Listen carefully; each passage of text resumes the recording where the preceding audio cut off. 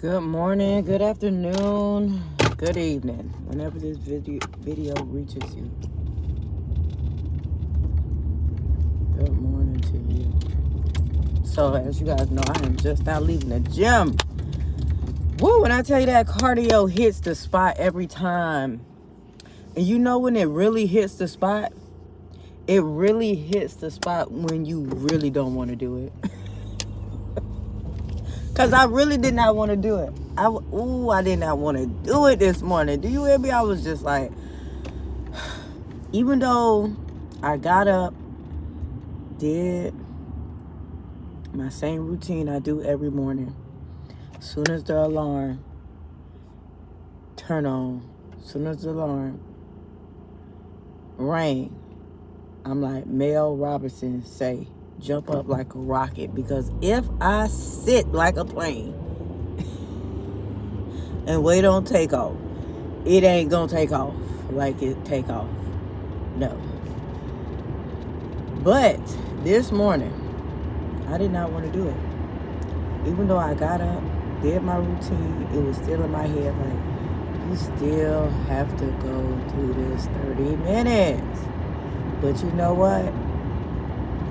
I read in this book, don't say you have to, say you get to. And I like that saying because before I even started on this fitness journey, this health journey, to be a healthier version of myself, to be aware of what I'm putting in my mouth and what I'm doing with my time and being intentional with my movement. Before I did all this, I used to sit at a desk for darn near 16 hours a day. 12 to 16 hours a day. 2 monitor screens, right? Multitasking. And I used to listen and binge watch My 600-Pound Life. And I used to binge watch Hoarders. All this has to do with mental, how you think, emotional state, how you processing your emotions, how your emotions are taking over your physical body. So physical, mental, emotional. I was into that. I was feeding my mind because those were people I did not want to end up like. And life can allow you, life will lead you, life will make you, add your word with what word you want to put on there, end up that way. It can happen to anybody. It can happen to anybody. It can happen to anybody. No matter how much money you got, no matter what family you came into this world in, life happens to everybody. Yeah, some have a better hand than others, but you still go living through life. Life is still gonna be life in you. You still gotta process those emotions. You still gotta be intentional with your health. You still have to be mindful about your reactions and how you respond to life experiences. We are all human. We are all human. Man, I don't know no aliens. There's some Decepticons. I don't know no aliens. But I wanted to get on here today and just talk about the vision. It's like when you write the vision and make it plain, things are going to be happening. There are forces in this world that do not want you to make that vision come true. But it will come to pass if you continue to till the ground.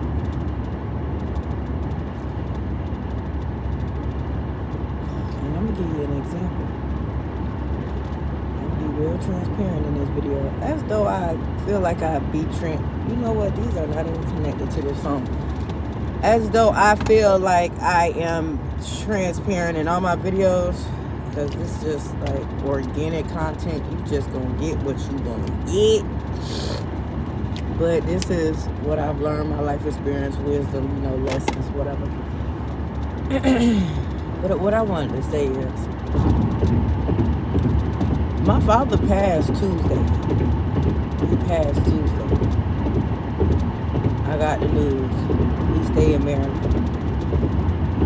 And I love him. I loved him dearly, still love him, and will forever love him. I did not meet my father until I was 5 years old. And I don't know why this thing twisted. I'm all twisted and everything else, y'all. My bad. But I didn't meet my father until I was 5 years old. And they do things different because it's another culture. He's from Haiti, Haitian. So they don't see things like we see them, Americans see them.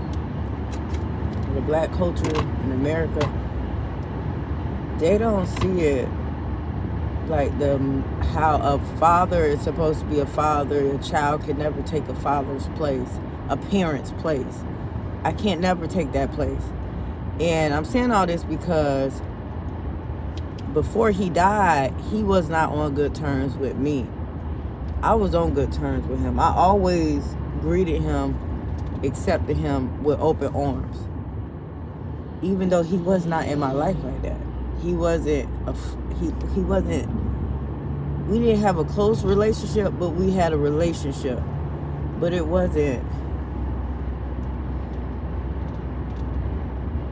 he barely knew how to speak English and understand English. You know what I'm saying? So, you building off of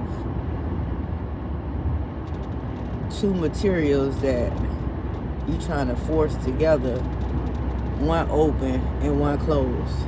That's basically how I can explain that. If you get it, you get it. But I am choosing not to go to his funeral because I don't want to remember him like that in the casket. Out of all my siblings, I am the only one that allowed him to come to the house when he wanted to make Florida visits, him and his wife. You know, because I wanted a relationship with my father. No matter how that relationship is, I wanted that relationship. I wanted to know my father because I had a different perspective growing up. I knew that we are all humans and we're going to make mistakes. So I forgave him. I forgave him for not being in my life like he was supposed to. Maybe he wasn't taught. His father, his mother wasn't in his life like that. You know, we don't do nothing, but we do the same. We parent our kids how we are parents. Subconsciously, we do that. If you don't come to awareness and have you a Jesus moment, you're going to raise them how your parents raised you, whether you like your parents or not. Whether your parents was in your life or not. It's science. It's science. I read this book. I ain't read this book, but there was this man, I forgot his name. He said, give me a child from the ages 1 through 7 and they can program their whole life. So you can be programmed like that, or it's genetically, you're already programmed. You're already given a script. If you don't wake up into that script that you playing, you just replaying your parents' life. That's how I see it. That's how I see it. So, I don't feel no type of way because I'm not going to the funeral. I didn't, call his wife and stuff because the relationship is what the relationship was. I was begging my father to be in my life for the past couple of years. And I feel like I shouldn't even have to do that when you wasn't even a father anyway. You know what I'm saying? Moral of this story is you're not obligated. Just because somebody is your parent, you're not obligated. You obligated to respect them. I respect you. I honor you. And if I can't respect you, I'm going to remove myself so I do not disrespect you. And that's kind of the situation we had got into. He was disrespecting me and my kids. And I had to remove myself because I did not want to disrespect him. That is not me. Never will be. I don't care who try to make that be me. I know me. So I'm good. I sleep good at night. Especially since I gave my life to Christ. I sleep good at night. Some nights he'll have me up, but you know, it is what it is. But I said all this to say, dang, y'all driving real close as you turning? I hope so. I hope you get there safe. She was hitting them brakes off and on. But when you have a vision, you write the vision and make it plain, things like that are going to happen. And you're going to be like, oh, should I stop what I'm doing? Should I do this? Should I do that? Then you're going to have family members saying, oh, you need to think about this.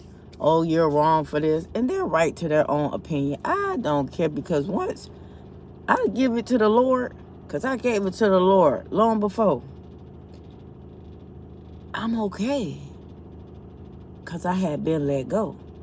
I had been accepting my daddy for who he was a long time ago. I know how he did my own mama with all the kids he left her. So what, that made me any different? No. It don't make me no different, child or not. That's one thing y'all got to realize. When a man disrespect his wife, his mama, he gonna disrespect every other woman that is. That's just him. That's just how he see how things are supposed to go in his eyes. Where are you going? So, and that's a red flag. But we so stuck on how a person look and how they make you feel at the time, and then you not paying attention to how he talking to the waiter, to how he disrespecting his sisters, to how he disrespecting his mama. You ain't paying attention to that because you next in line. He about to disrespect you too. You not special. There's nothing special about you. A person's character is what their character is. If they treat one person like that, they gonna treat you all like that. And that's one thing that I've learned through my life experiences. I never date a man that disrespect his mama or his sisters. You cussing, you yelling, you smoking all in front of them, you know, your moral compass all off. It's just like, no, I don't, been there, done that. You calling your mama bees and you ready to fight other people in front of your mama. You supposed to be protecting. If I'm scared to be around you when an altercation could happen, I may not make it home because you can't control your temper. Oh, I don't want to be around you because I got kids. I'm trying to make it home.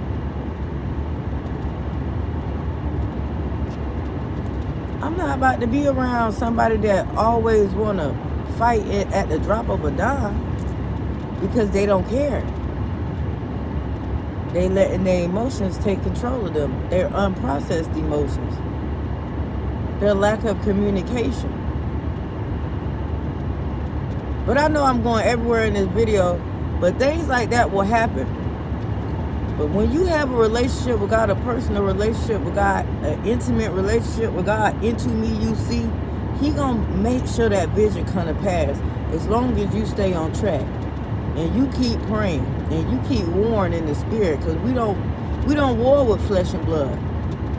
We war with spirits and principalities in high places, however that scripture go. You know what I mean. So stay focused. And people are going to go. People are going to pass away. That's a part of life. That's why we hit the gym every day. or every other day, or whatever your routine is. If you don't have a routine, create one, because it's going to help you when stuff like this happens, when people pass away, when family members pass away. You're going to be intentional about where your feet going, the environments that you taking yourself in. You're going to be intentional about the people that you surrounded yourself with. Because if they don't support you and uplift you and make you feel good at the end of that experience with them, spending time with them, you don't need to be around them. Them not the people you need to be around. You see, you got to be intentional with all this. And you ain't going to be easily swayed. You got to be intentional about your support system. You got to be intentional with your time that you spend with God. The time that you spend with yourself. You got to be intentional with regulating your emotions right then and there. Letting them flow through you and not get stuck in you. It's okay to feel them. We're meant to feel things, but we're not meant to hold on to nothing. Practice detachment. I'm telling y'all, it's a superpower. Self-awareness is a superpower.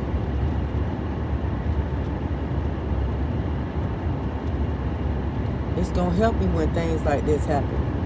When people decide they don't want to be in your life no more. You don't internalize that. You don't take it personal. Because you know they're their own person. You're your own person. As long as you making sure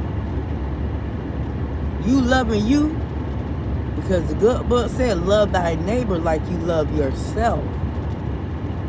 See, if you ain't doing none of the things I just said, you're not loving yourself. You got to be showing up for yourself before we can even pour into somebody else's cup and show up for them. Take care of you. And some may say it's selfish. Let them say it. They right. They got a right to their own opinion. What I said in my other video, they words don't hold weight unless you give it attention. Don't give it no attention. People have a right to their own opinion. You keep doing you, especially when you know their opinion and they judgments and they criticize you is not true. Let them talk. That's what they got a mouth for. They gonna bring your name up in some rooms and then people gonna be like, she ain't really like what they said she was. She ain't really. Oh, they lied on her. Yeah, then they gonna find out who is who. Because consistency always tells the truth. Consistency is what you want to look for in building any type of relationship. Consistency. Oh, I heard this dude say the other day, he said, if you can't commit to one thing, what can you commit to? He said it something like that. I'm paraphrasing. But it said something like that. But, okay, I'm at my destination. Y'all have a beautiful, blessed, wonderful day. I know this video was everywhere. But I hope somebody get it, got it, and know that God got you. As long as you got God in your life and you doing the work, you're going to be all right. Despite what people say, let them talk. As long as you talking good to yourself, you being good to yourself, and you putting in that work, things like this going to happen. People going to pass away. People going to leave. People going to have a change of mind. What you going to do with that? How you going to treat yourself when things like that happen? You stick to routine. You could cry. We going to cry. Have a drink or two. Don't get drunk.